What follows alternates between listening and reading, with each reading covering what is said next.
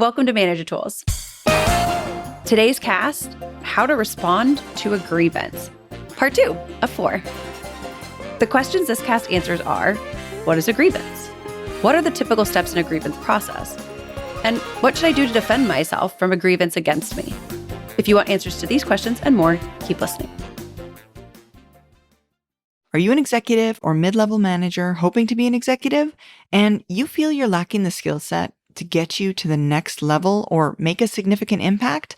Well, Mark Horstman, our co-founder and creator of all of our guidance, can provide executive coaching to support your growth. And in our typical fashion, if Mark thinks your challenges are answered in a podcast, he will tell you that up front. He's not going to make a long-term commitment unless your goals warrant it. If you're interested in more information, contact Maggie by emailing her at customerservice@manager-tools.com to learn more about our program and our pricing. So, what do you do first? If you find out one of your directs or someone else is going to file a grievance against you before you're formally notified, good, that's a good thing. But notify your boss immediately. I've heard a rumor that so-and-so is going to file a grievance against me. If you know the details, share them with your boss. Don't be afraid to ask your boss to reach out to her network to find out what the rumors or scuttlebutt are about this particular action and to do her best to politically support you. Okay? Now, we talked about asking for political support. Some politically naive bosses, and that is the majority at the director level, will say that it's out of their hands because there's a process, right? Now you're in a process. But they are utterly wrong about this, and they don't know what they're talking about. Again, this is probably because they think they can be apolitical and succeed. That's just super, super dumb.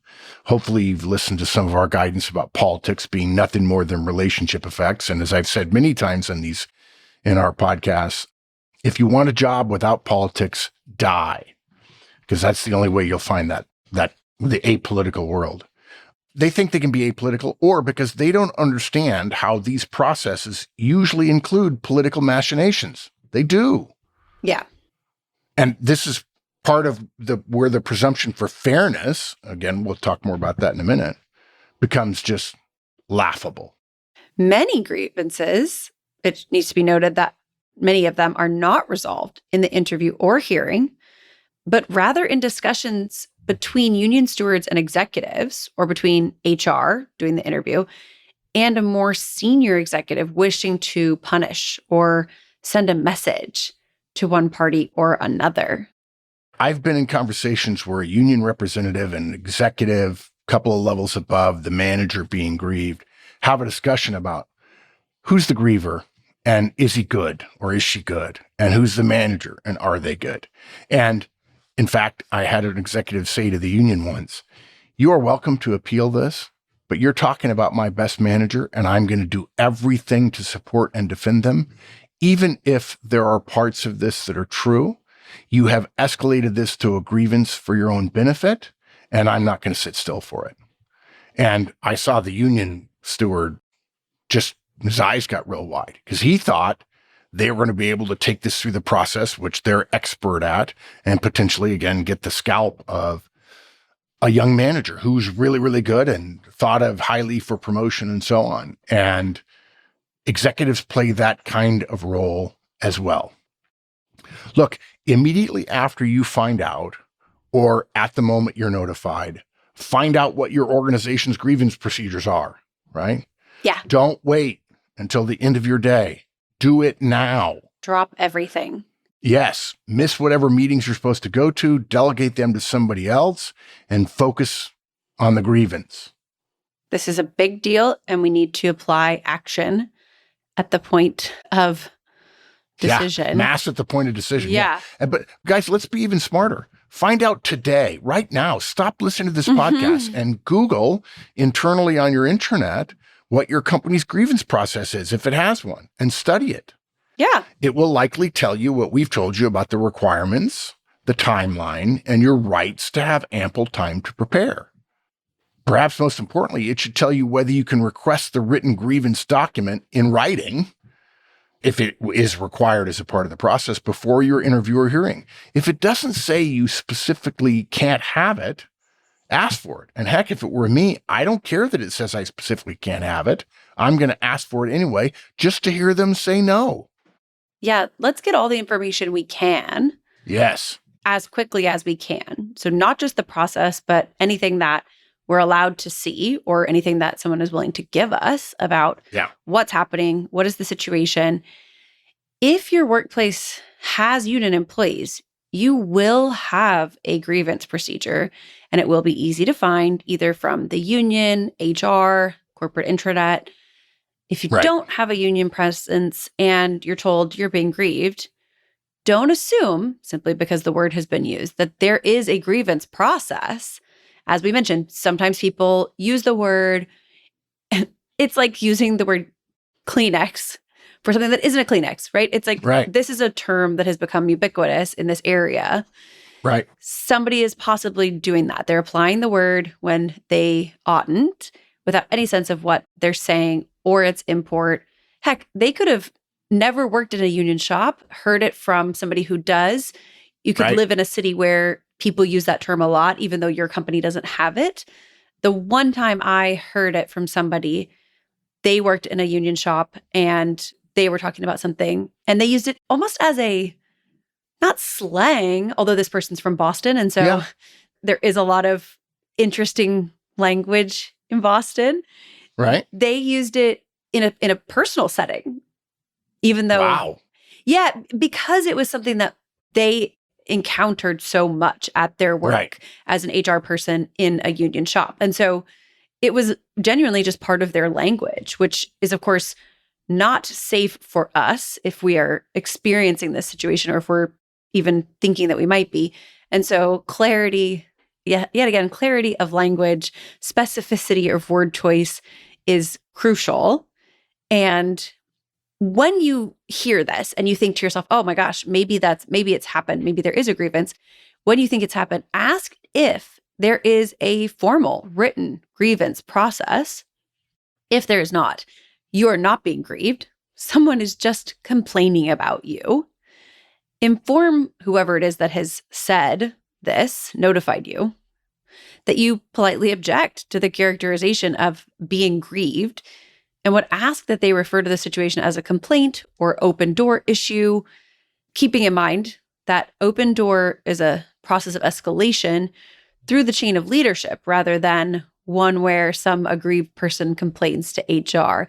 If someone is simply saying negative things about you in the break room, it is not an open door policy, nor is it a grievance process. Right. And that can happen. Right. It sure can. So, very different situation. Right. So just assume the worst, plan for the worst, and as you'll see, fight for yourself. Now, nevertheless, our guidance regarding how to respond, whether it be complaint or grievance, is the same. Read the process, learn your rights, learn your responsibilities, if in fact there is a process. Assume you will be spending not insignificant time preparing for your, quote, interview, unquote. Further, don't be surprised when you get the notification if you are asked to come to an interview at a specific time. Do not be afraid to politely insist that you need more time to prepare for the interview. Often the investigator spends more time talking to the complainant and then planning their questions for you before you're notified, which unfairly eats into your preparation time. And there are too many times I've seen the interviewer or the investigator take as much time as possible and prepare everything and then expect you just to show up. And that gives them all kinds of power that they ought not to have. And it certainly is not fair that someone took 3 weeks to prepare this and put it in writing and it's 3 pages long. You haven't seen it. And they say, I want to interview you. I want to come in and ask some questions. And they have 6 questions. Yeah. And the idea that they only get to ask you questions, that you don't get to provide counterfactuals, for instance, is ludicrous. And it's unfair on its face. It's wrong. It's morally wrong. It's really not what I think most Americans kind of assume to be the process in most cases, which is guilty or innocent until proven guilty. Right. This does not seem to rest upon that idea, this process. And the person who's making the decision is not an expert in these kinds of things. Mm-hmm. They're not. There are many unfair asymmetries of the process. This is one of them. Right. That they get a lot of time and you don't. And they may even, after discussing the situation with others and preparing their most persuasive version of events, there may even have been some gathering of witnesses. And you're told to report to HR in 2 or 3 days. It's unfair and unprofessional on the part of the investigator. Resist this. Ask for the timing of what has happened so far. Ask for a more reasonable time.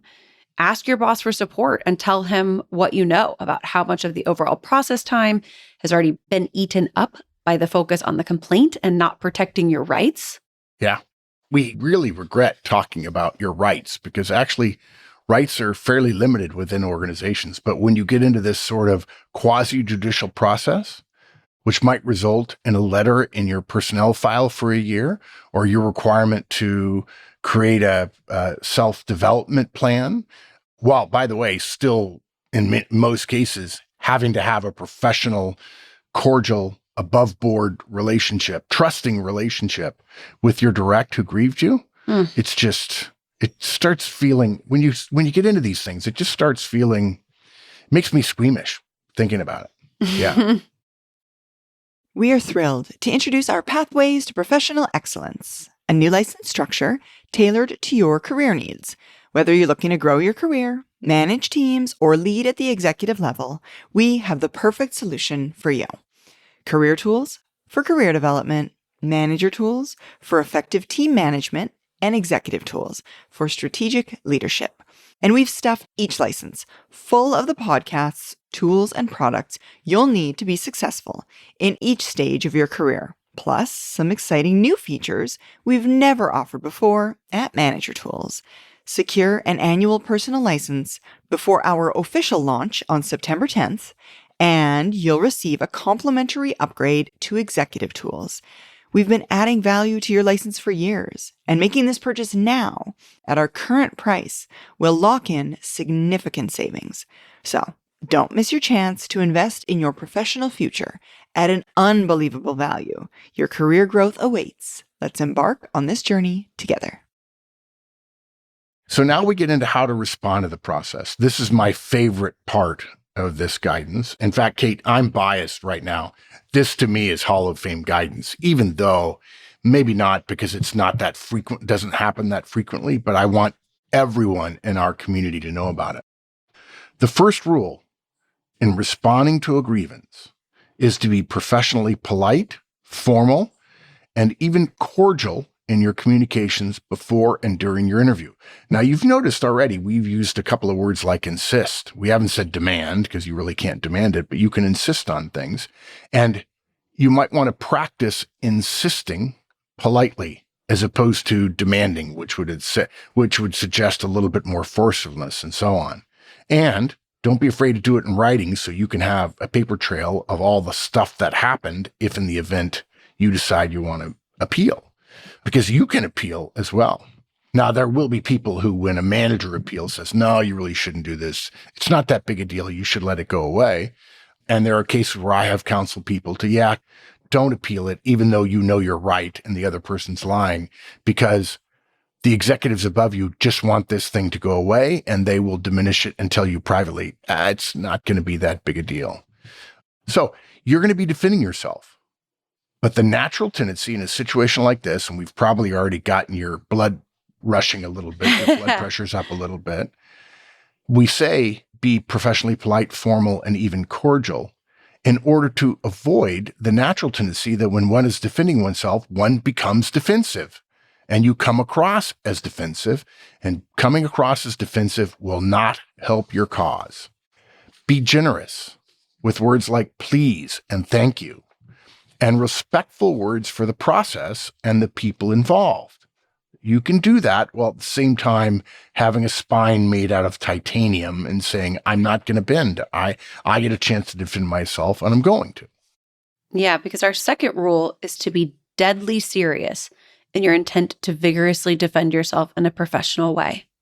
Yeah. And so can you find that balance of cordiality and respectfulness while you vigorously defend yourself? And when we say defend yourself, most of you draw pictures to courtroom dramas on TV, and courtroom dramas on TV, believe me, if you've sat in courtrooms, as I have for hundreds of hours working with legal firms on the quality of their litigators and so on, and assessing them, the vast majority of courtroom discussions are boring, eminently boring. Sitting in a courtroom all day is horrible. I'd rather poke my eyes out. You don't get the drama that comes from a John Grisham novel or from 12 Angry Men or whatever. That just doesn't happen all that often. So we want to be vigorous in our own defense, but we want to do it in a professional and a polite way. When you first learn of the details of the grievance, make time immediately. Again, drop everything else, clear your calendar to study the details. Think back carefully to the incident or incidents and make notes on your memory and what happened. Feel free to reach out to those who were there to ask for input. Some discernment awareness is warranted here about whom you would ask for that kind of input. You should know who your complainant's friends and allies are. Don't ask them. Ask your allies and direct whom you trust. Yeah. And can I go back, Kate? Yeah. For just a little bit. When you said incident or incidents, that incidents plural is a good thing. You might very well be grieved over a series of 5 incidents, right? And one of the things you can say is, if in fact any one of these is relevant, why am I being asked to answer for 5 rather than the first one alone? So be careful about that. Typically it is just an incident, but I found when I've read grievers, the complainant's statements, they back it up with, oh, I finally reached the level where I had to grieve because it had happened before. But in your defense, if it was a problem the first time, then you can bring that up as, this is a person just waiting until they have 5 small disagreements with me to turn it into a big deal. So, and in that case, perhaps it's worth in your notes, making notes about anything that might have happened in between that you may have tried to ease those tensions. Completely things agree. Of that nature. Certainly, you probably felt the tension. Right. And if you did, you probably tried, specifically in your one-on-one, good news, if you have notes, to go back and we talked about this in our one-on-one. And yes. I asked, is everything okay? And they said that it was. Yes. So clearly we have a trust problem here. They've been misleading. You could say, I feel they have been misleading me regarding this issue. Telling me that our relationship is fine when in fact they have been not fine and it's led to this. So ask your friendly peers whether they know anything. Ask them if they have ever been grieved here or elsewhere. Ask them to tell you how their hearing went. We'll recur to this when we talk about confidentiality shortly. Yeah. Create detailed notes. Try to recall exactly what you said or did in these events, in your interactions with them, I would suggest the majority of your individual interactions with them. Great point. Or in meetings. More broadly, as opposed to focusing on just the one thing. Think more broadly about that. Even if it's something as simple as being supportive of them in other times, right? Yes. If they are going to paint your relationship with them as connotatively negative, and you have behaviorally taken initiative to create positive relationships. Exactly. They came in late to work and you said, I understand. I know your mom's homesick and you're her primary caregiver. No problem, dude. Don't worry about that at all. You don't have to take a half day. I understand. There are days we ask you to work late and you do. And if you need to come in late, just ping me. It's no problem. Or they get into conflict with somebody else and you take their side and say, no, I side with this person who later becomes a complainant. I think what she's doing is right, and I'm deciding to do what she wanted to do, X versus Y. Or complimenting them in a meeting and saying, that's a really good idea. Thank you for that. That's good. Now, this is one of my favorite parts of this cast. We hope, for instance, that a manager tools manager who's being grieved because of a direct who felt, quote, attacked, unquote, when being given negative feedback can see the beauty of using the MT feedback model across the board with their directs. Imagine being grieved for attacking someone and then being able to estimate the number of times you have given negative feedback to all of your directs because you have notes in your one-on-ones. By the way, remember your one-on-one notes needn't be a detailed memorandum for record. It could be your shorthand that you can show a copy of saying, I gave -F with a circle. That's my notation for negative feedback for lateness or misdeliverable or what have you. Imagine being able to estimate the number of times you've given that negative feedback and being able to recall exactly what you said because you followed the model in response to a complainant who didn't put in writing exactly what you did say. Understand the difference between I felt attacked. Well, if Kate works for me and I say, hey, Kate, can you use some feedback? Sure, boss. When you miss a deliverable, it slows down the whole project. Can you finish that deliverable today or first thing tomorrow morning and let me know when it's done? Okay. Well, if they say they felt attacked, by the way, they're entitled to their feelings. There's nothing wrong with that. But when you are able to say specifically, this is exactly what I said to them, I remember the incident, it's going to be really hard for someone to find a problem with that. Now, in the example above of a grievance regarding negative feedback, imagine further being able to tell the interviewer that you had used this technique, which you learned in a company paid for manager training session. Imagine being able to say you had briefed everyone on your team about how you were going to be giving them more feedback, positive and negative. Imagine telling them, and I spent 8 weeks learning this process by only giving positive feedback in this model, and then gradually, slowly introduce the negative feedback to everyone else. Imagine showing the investigator the item on your calendar printed out for the interview, showing when you briefed your team on the details of the model. Imagine further showing them your list of one-on-ones with your directs.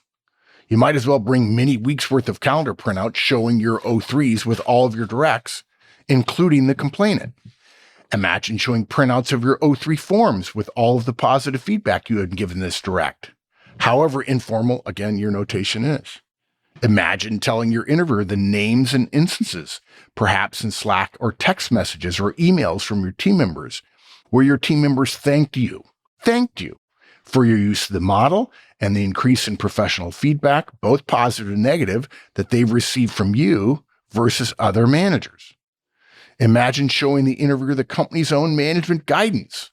Print out the webpage or policy document which shows it, saying that managers have a responsibility to give professional feedback. There's so much evidence there simply by following the process. And okay, this could sound like hours of work, and it is not without effort. It will likely take some time. It is necessary. Yeah. Yes, this is an enormous hassle and a distraction, to say nothing of the fact that it's going to cause some worry, which is justified. But the risks here are significant enough that you must take initiative to gather this data, to defend yourself, to be prepared with your facts, with your efforts to create these positive environments. If your spouse broke their leg while you were at work, wouldn't you drop everything to take care of them and be with them wherever they were, go pick them up, drive them somewhere? There are precedents for dropping everything. Your child is sick at school and has to be picked up. You got to go. You got to go. There are car accidents, all kinds of things. This is one of those times. Regrettable, but true. And if you are able to delegate meetings, I would suggest if you heard about this in the morning, you could clear your entire afternoon, spend 4 or 5 hours. And to be frank, you'd probably still have to go through your content that you've gathered tomorrow just to give yourself some time to think on it. Your brain recalling those things will probably bring more to details to your second review. However, if you're going to spend time on it, you could spend some pretty heavy time on it today, the day that you find out. Yeah.